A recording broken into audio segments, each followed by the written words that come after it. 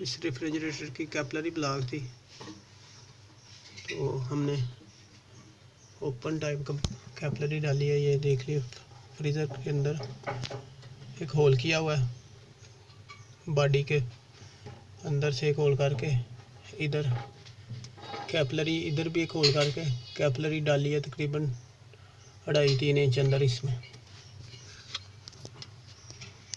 अब देख इधर स्प्रे होगी, इधर से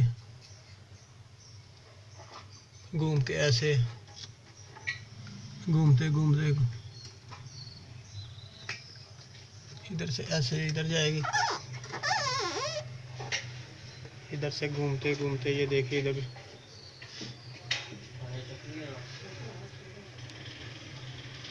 सारे खाने में से घूमती हुई इधर से वापस, ये देखिए इधर से ये, फिर इधर से घूमते हुए फिर इधर और इधर से। ये पहली कैपलरी है, ये आपको नज़र आ रही है, ये पहली थी।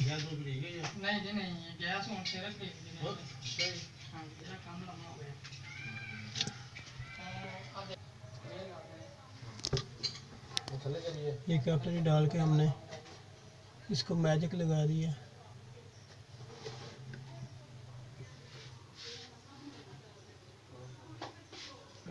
छोटा मोटा मामला है, ये पीछे का व्यू है, ये सुराख किया हुआ है हमने, और ये इधर से कैपलरी कंडेंसर के अंदर से आती हुई